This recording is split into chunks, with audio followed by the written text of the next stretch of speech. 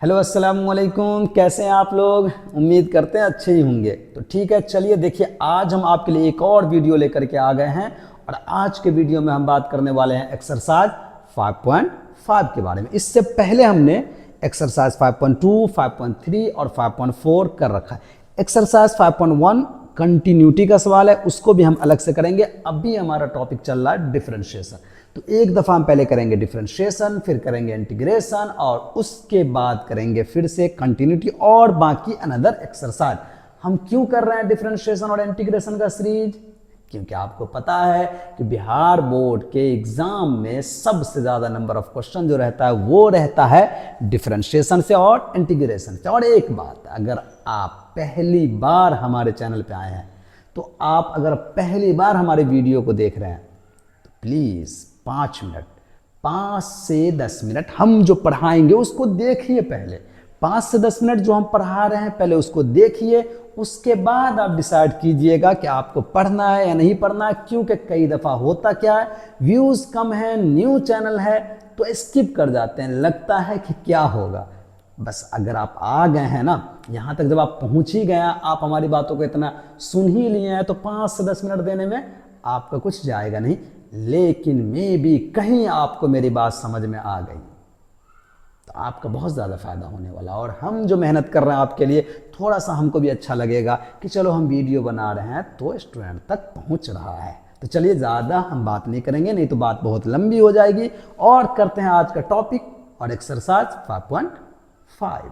तो ठीक है, देखिए बोर्ड पे यहाँ पे लिखा हुआ है क्वेश्चन नंबर फर्स्ट। यहाँ हेडिंग नहीं बना हुआ एक्सरसाइज का, कोई बात नहीं है, हम बना देते हैं। ये जो एक्सरसाइज है वो एक्सरसाइज है 5.5। एक बात हम आपको बता देते हैं कि आप ना बुक लेकर के बैठा कीजिए। NCERT का एक्सरसाइज 5.5 की बात हो रही है और क्लास 12, जैसा कि आपने पहले ही देख लिया होगा।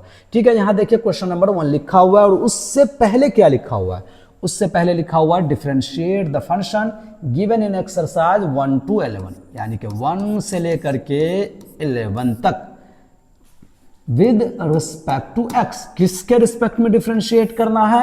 एक्स के रिस्पेक्ट में।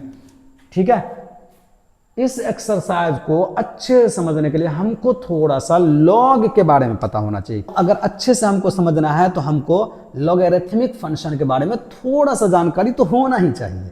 तो चलिए हम थोड़ा सा समझ लेते हैं लॉगरिथमिक फंक्शन के बारे में, उसके प्रॉपर्टीज के बारे में, क्योंकि इसमें लॉग का फंक्शन यूज होगा ही। ठीक है, तो चलिए आइए हम समझते हैं थोड़ा सा लॉगरिथमिक फंक्शन के बारे में। किसके बारे में समझ रहे हैं? किसके बारे में? Logarithmic function. ठीक है, और उसका हमको समझना क्या है? प्रॉपर्टीज समझना है। प्रॉपर्टीज, विशेषता, प्रॉपर्टीज समझना है किसका? लॉगरिथमिक फंक्शन का। ठीक, तो ध्यान से देखिए लॉगरिथमिक फंक्शन। आपको थोड़ा सा हम एक बात मगर पहले बता देते हैं। देखिए हम जो कैलकुलस में, कहाँ? कैलकुलस में जो लॉग यूज करते हैं, क्या यूज करते हैं? लॉग। उसका जो बेस होता है वो होता है ई मतलब एक्सपोनेंशियल फंक्शन। और यहां कुछ भी रहेगा, इसको हम क्या पढ़ेंगे? Log of x to the base e. क्या पढ़ेंगे? Log of x. क्या पढ़ेंगे? Log of x, log of x to the base e. समझ में बात आया? इस चीज को हम ये रीड करेंगे, log of x, log of x to the base e. याद रखना है कि कैलकुलस में जो लॉग का बेस होता है वो ई होता है और मैक्सिमम टाइम आपको बेस दिखाई ही नहीं जाएगा, सिंपल आपको लिखा हुआ रहेगा। क्या लिखा रहेगा? लॉग ऑफ एक्स या लॉग ऑफ वाई या लॉग ऑफ जेड या फिर ETC। मतलब कि आपको बेस नहीं दिखाया जाएगा। तो अगर बेस नहीं दिखाया जाए और हम क्वेश्चन बना रहे हैं किसका? कैलकुलस का। कैलकुलस मतलब डिफरेंशिएशन बना रहे हैं, इंटीग्रेशन बना रहे हैं, लिमिट्स बना रहे हैं, तो हम क्या समझेंगे कि लॉग का बेस जो है वो क्या है? ई है। उम्मीद है आप इतना बात समझ गए। तो चलिए अब शुरू करते हैं प्रॉपर्टीज नंबर 1 से, यानी कि देखते हैं सबसे पहले हम प्रॉपर्टीज नंबर फर्स्ट। कौन सा प्रॉपर्टीज देख रहे हैं? First number. देखिए पहला नंबर प्रॉपर्टीज है क्या? हम बेस नहीं दिखाएंगे। हम क्या नहीं दिखाएंगे? बेस नहीं दिखाएंगे। आप मान के चलिएगा कि इसका बेस है क्या? ई। ठीक है, तो देखिए हम यहां लिखते हैं log of m n. log of m n, इसको आप लिख सकते हैं log of m plus log of n. ठीक है, ये पहली नंबर प्रॉपर्टीज हो गई लॉग की। ठीक, यानी कि log ऑफ एम एन रहे तो इसको हम क्या लिखेंगे? log of m plus log of n. थोड़ा सा हम आपको एक बात समझा देते हैं एग्जांपल के तौर पे कि मान लीजिए आपको log ऑफ कुछ भी दिया है sin x cos x, तो आप चाहें तो आप इसको लिख सकते हैं log ऑफ sin x और प्लस में क्या लिख सकते हैं? log of cos x। क्यों? क्योंकि यहाँ पे जो m का पोजीशन है उसके पोजीशन पे यहाँ क्या है आपका? sin x, और जो n का पोजीशन है वहाँ पे क्या है आपका? cos x। और प्रॉपर्टीज तो यही कहता है कि log of m into n हो, मल्टीप्लीकेशन में हो तो उसको आप प्लस प्लस प्लस में क्या कर दीजिए? अलग कर दीजिए। और सिर्फ दो ही में नहीं होगा, दो से ज़्यादा नंबर ऑफ फंक्शन भी हो सकता है। कहने का मतलब ये हुआ कि अगर मान लीजिए log ऑफ m हो, n हो, p हो, q हो और भी हो, तो आप इसको क्या लिखिएगा? log of m plus log of n plus log of क्या है? p और फिर प्लस में log ऑफ q। आया बात समझ में? फर्स्ट नंबर प्रॉपर्टीज उम्मीद करते हैं आप समझ गए होइएगा, है ना। तो चलिए अब सेकंड नंबर प्रॉपर्टीज को देखते हैं। कौन सा प्रॉपर्टीज को देख रहे हैं? सेकंड नंबर प्रॉपर्टीज है क्या? log ऑफ m हो और बाय में n हो। अभी इनटू में था, अब कहाँ गया? डिवीजन में। तो इसकी प्रॉपर्टीज क्या हो जाएगी? इसको आप कैसे लिखिएगा? आप इसको लिखिएगा log ऑफ m और माइनस में लिखिएगा log ऑफ n। सही है। एक चीज हम आपको और बता देते हैं कि आप इसको जब ये लिख सकते हैं तो जरूरत पड़ने पर कभी इससे आप ये भी लिख सकते हैं।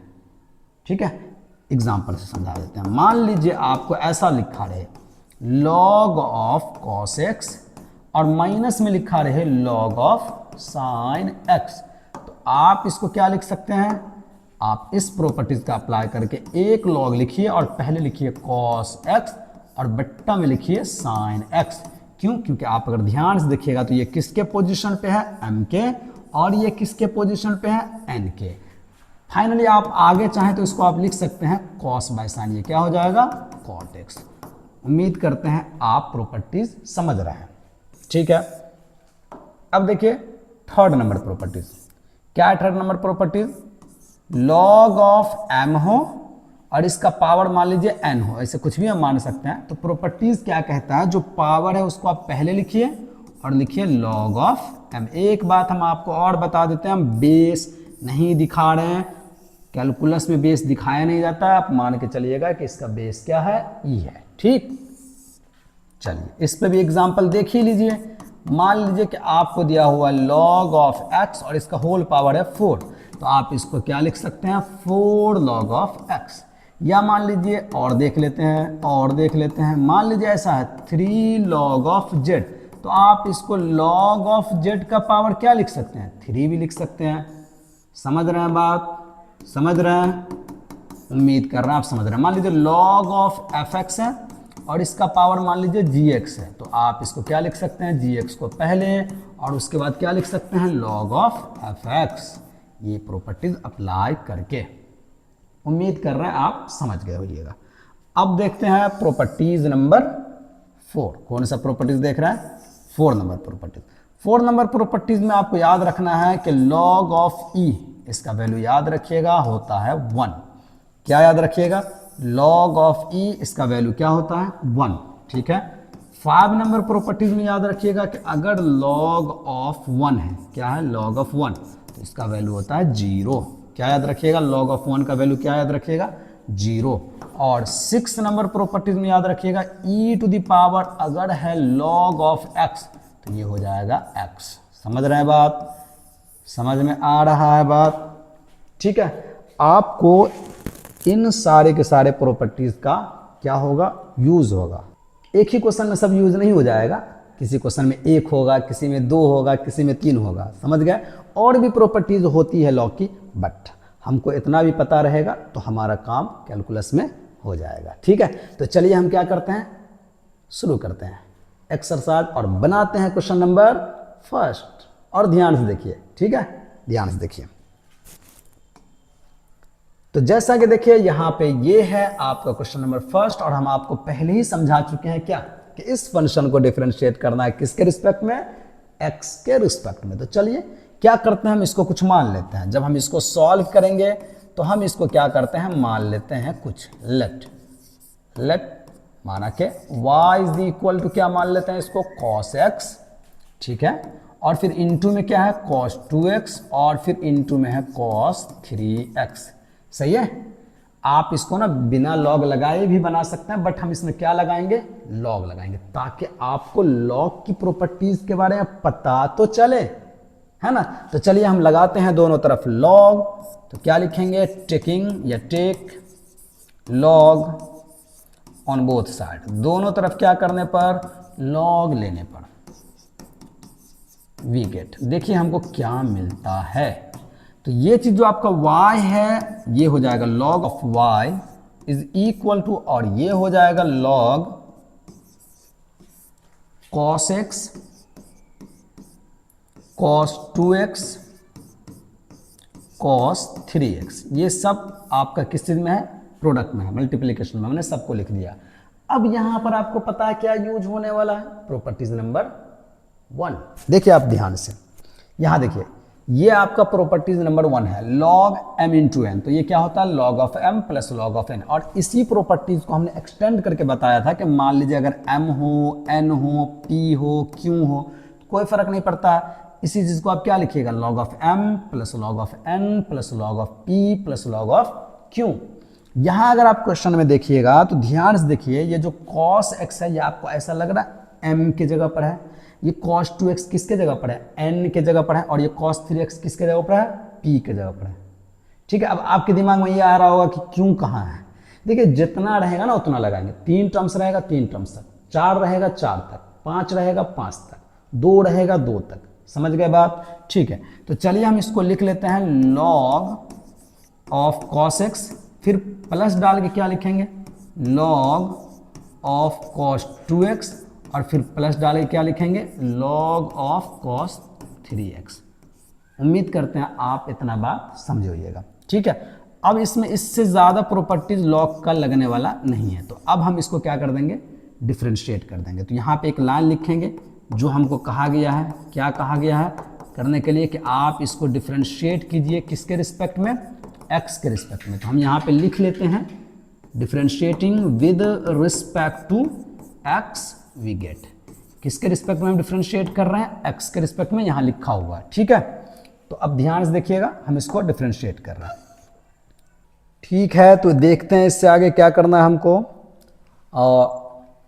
Differentiating with respect to x we get. तो क्या हो जाएगा, ध्यान से देखते रहिए, ये हो जाएगा d log of y upon dx is equal to, और ये है क्या आपका d log of cos x और अपॉन dx। सही है, प्लस डालिए, आपको प्लस माइनस वाला रूल सब तो पता होगा कि प्लस माइनस में जब होता है तो हम अलग अलग डिफरेंशिएट करते हैं। तो इसको अलग कर दिए, इसको अलग कर दिए, फिर इसको अलग कर देंगे, d log of cos 3x, और बट्टा में क्या आ जाएगा, dx।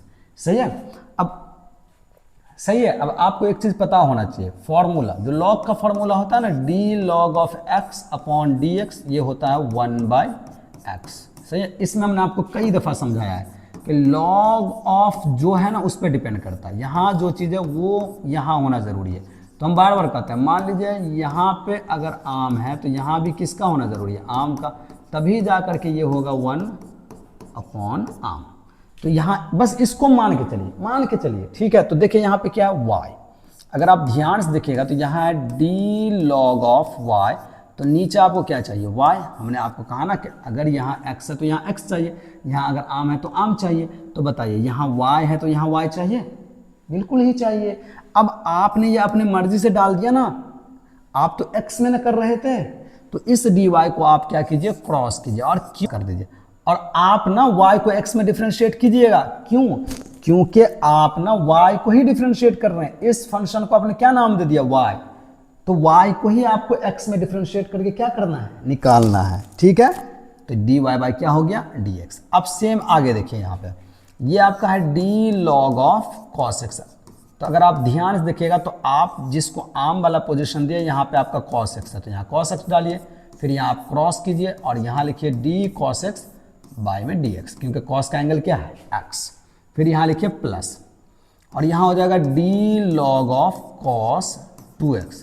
तो बताइए यहाँ log के साथ क्या? cos 2x। तो नीचे आपको क्या लिखना पड़ेगा? cos 2x। इसको क्रॉस कीजिए और यहाँ लिखिए d cos 2x और अपॉन में लिख दीजिए dx। फिर यहाँ प्लस दीजिए और यहाँ लिखिए d log of cos 3x। तो नीचे आप क्या लिखिएगा? यहाँ log के साथ cos 3x है तो यहाँ cos 3x लिखिएगा। अब आपको इसको भी क्रॉस करना पड़ेगा ना। क्यों? क्योंकि आप तो कर रहे हैं x के रिस्पेक्ट में डिफरेंशिएट, तो यहाँ डिफरेंशिएट क्रॉस कीजिए d cos 3x को, और इसको लिखिए किसके रिस्पेक्ट में ये डिफरेंशिएट होगा? x के रिस्पेक्ट में। ठीक है, उम्मीद करते हैं आप समझ रहे होइएगा। ठीक है, अभी फिलहाल इसको यहाँ लिखते हैं। अब देखिए आगे, यहाँ क्या है? d log ऑफ y बट्टा dy, तो ये हो जाएगा 1 अपॉन y इंटू में ये क्या रहेगा? dy by dx is equal to यहाँ d log of cos x बट्टा d cos x है, तो ये क्या हो जाएगा? 1 अपॉन cos x इंटू, और d cos x by dx ये आपको पता ही होगा, ये होता है माइनस साइन x। फिर यहाँ बीच में क्या डालिए? प्लस। यहाँ d log of cos 2x है, नीचा भी d cos 2x है, तो यहाँ हो जाएगा 1 अपॉन cos 2x, और इसको क्रॉस कीजिए। अब यहाँ पर देखिए ध्यान से, यहाँ क्या है? d cos 2x bye dx, यहाँ है d cos 2x bye dx।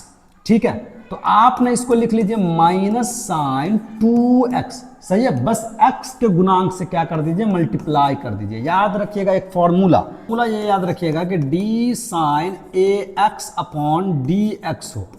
ax, यहाँ x का गुणांक को हमने a लिया है, a कोई कांस्टेंट है, और हम आपको साइन में समझा रहे हैं। ये बाकी के ट्रिग्नोमेट्रिक फंक्शन पांचों में अप्लाई कीजिएगा, कॉस में भी, टाइन में भी, सेक में भी, कॉसेक में भी और कॉट में भी। समझ गए बात? देखिए d sine ax by dx हो, यहाँ a कोई नंबर है, आपको कुछ करना नहीं है, बस साइन को आप कॉस लिख लीजिए, कॉस ax, और जो x का गुणांक था ना जो नंबर, उससे सिर्फ मल्टीप्लाई कर दीजिए।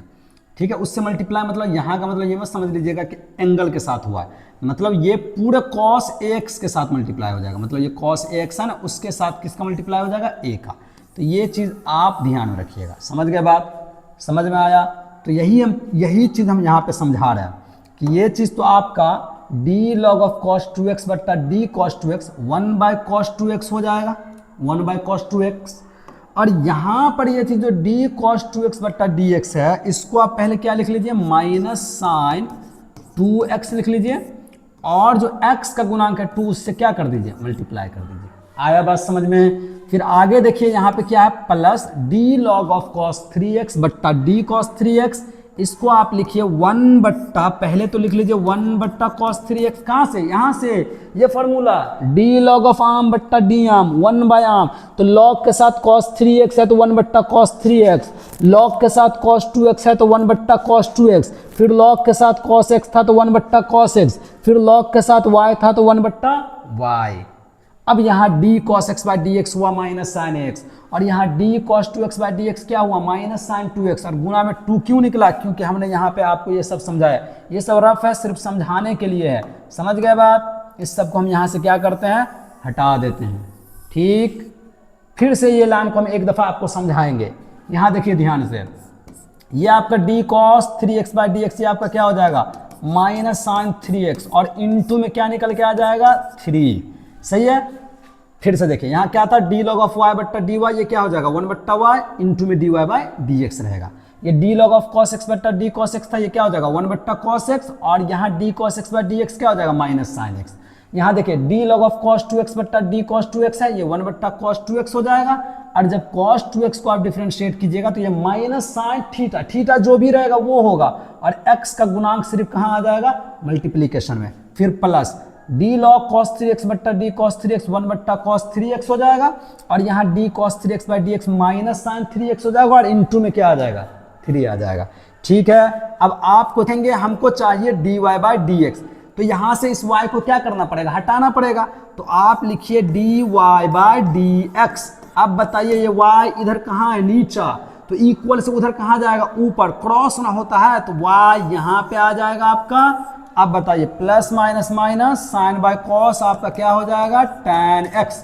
यहाँ भी प्लस माइनस क्या हो जाएगा, माइनस, और पहले इस 2 को लिख लीजिए और साइन बाय कॉस यहाँ भी आपका tan हो जाएगा, और जो थीटा है वो लिखिए, थीटा क्या है 2x। फिर यहाँ भी देखिए प्लस माइनस आपका क्या हो जाएगा, माइनस, और इस 3 को आप पहले लिखिए और साइन बाय कॉस यहाँ भी क्या हो जाएगा, tan थीटा, और थीटा यहाँ पर क्या है 3x।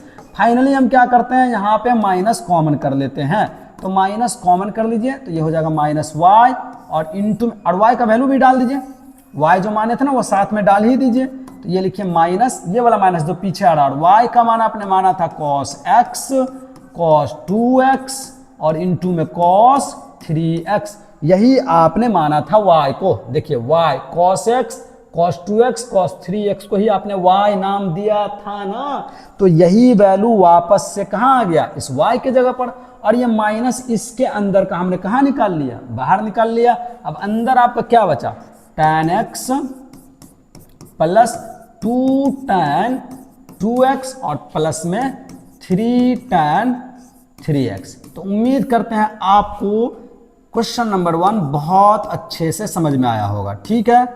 अब ये रहा क्वेश्चन नंबर 1 का आंसर। उम्मीद करते हैं आपको समझ में अच्छे से आया होगा। अगर कहीं में भी नहीं आया है तो आप कमेंट बॉक्स में क्या कीजिए, कमेंट कीजिए और हमको बताइए, कोई दिक्कत की बात नहीं है, मे भी हो सकता है कहीं नहीं समझ में आए, तो ठीक है। आप क्या कीजिए, इस वीडियो को अच्छे से देखिए और खास करके लॉग की प्रॉपर्टीज को देखिए, ध्यान से देखिए, क्योंकि लॉग इस एक्सरसाइज में होने वाला है बहुत अच्छे तरीके से यूज। फिर मिलते हैं आपसे नेक्स्ट वीडियो में बाकी के इस एक्सरसाइज के क्वेश्चन को लेकर के। तब तक आप अपना रखिएगा ख्याल। अल्लाह हाफिज।